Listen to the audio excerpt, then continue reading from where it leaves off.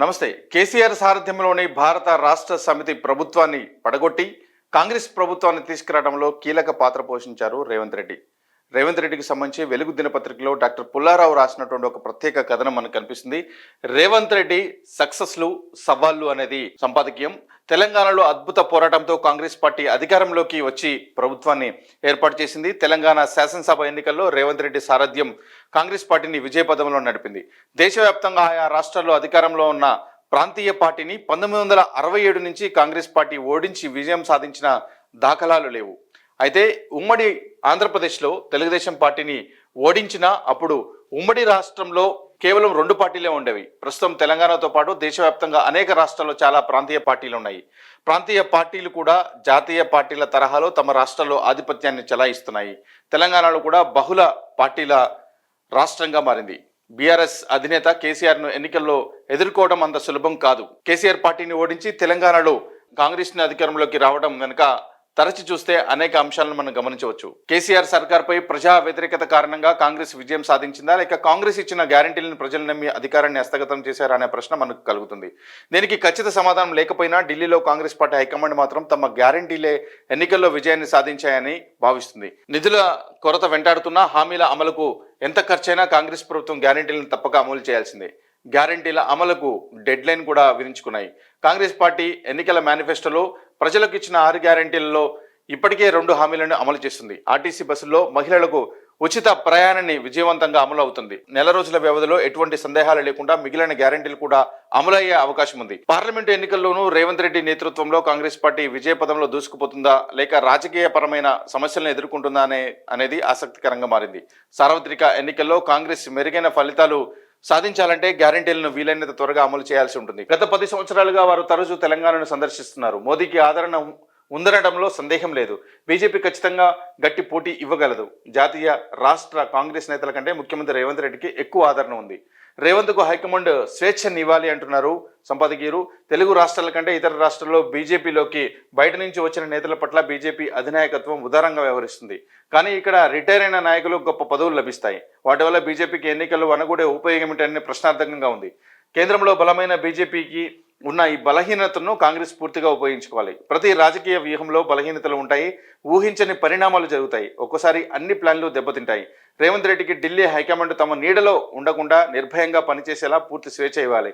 తెలంగాణలో కాంగ్రెస్ అధిష్టానం రేవంత్ రెడ్డికి లోక్సభ ఎన్నికల్లో పూర్తి స్వేచ్ఛనివ్వాలంటున్నారు doctor Pentapati Pullarao, political analyst. ఈయన 2 అంశాలను ప్రధానంగా ఇక్కడ తన సంపాదకీయంలో ప్రస్తావించారు.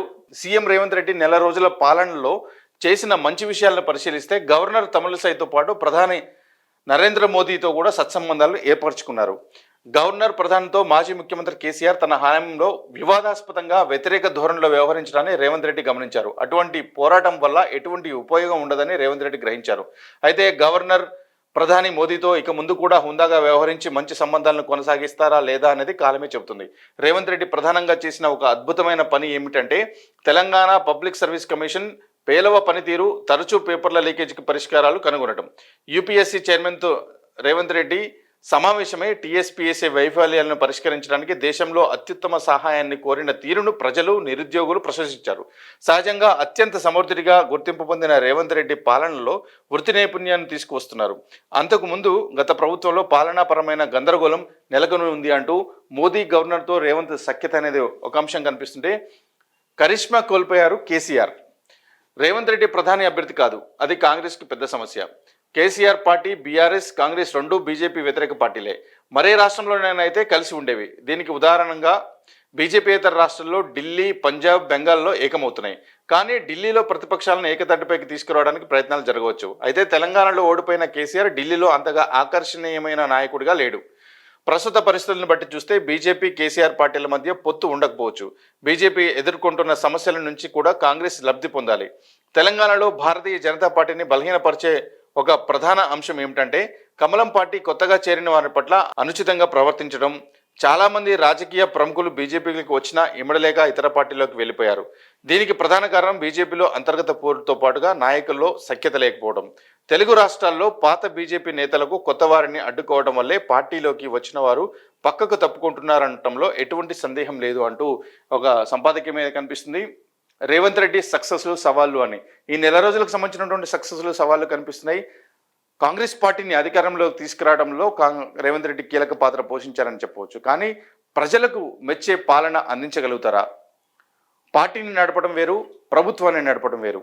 పార్టీని నడిపించే విషయంలో కార్యకర్తలు, పార్టీలో ఉన్నటువంటి నాయకులందరూ కలిసి తమ గెలుపు కోసం ప్రయత్నం చేస్తుంటారు. కానీ ప్రభుత్వాన్ని నడపడం అనేది పెద్ద సవాలు. అది కూడా తెలంగాణ రాష్ట్రం ఇప్పుడు అప్పుల ఊబిలో కూరుకుపోయి ఉంది. దాంతో పాటుగా 6 గ్యారెంటీలు అంటూ అనేక పథకాలకు కాంగ్రెస్ హామీలు ఇచ్చి ఉంది. వీటన్నిటికీ నిధుల సేకరణ అనేది చాలా కష్టమైనటువంటి పనిగా ఉంది. ఈ సమయంలో రేవంత్ రెడ్డి పనితీరు అంటే బస్సు విషయంలో మహిళలకు ఉచిత ప్రయాణం కల్పించారు. అలాగే కరెంటు విషయంలో ఇంకా స్పష్టత ఇవ్వలేదు అంటున్నారు. రైతు బంధుకు సంబంధించిన విషయంలో ఇంకా స్పష్టత రాలేదు. ఇక ధరణి విషయంలో ఇప్పటికే కమిటీలు వేస్తున్నారు. ఆ ధరణి తేలాల్సినటువంటి అవసరం ఉంది. ఇక నీటిపారుదల ప్రాజెక్టుల విషయంలో జరిగేటటువంటి గందరగోళం మనందరికీ తెలిసిందే. వాటి నుంచి ఎట్లా ఈ ప్రభుత్వం బయటపడుతుందో చూడాలి. మొత్తంగా పార్టీని నడిపించడంలో, పార్టీని అధికారం తీసుకురావడంలో కీలక పాత్ర పోషించినటువంటి కాంగ్రెస్ నాయకులు ప్రభుత్వాన్ని నడిపించడంలో, ముఖ్యంగా ముఖ్యమంత్రి రేవంత్ రెడ్డి ఈ ప్రభుత్వాన్ని నడిపించడంలో ప్రజల అభిమానాన్ని పొందుతారా లేదా వేచి చూడాలి.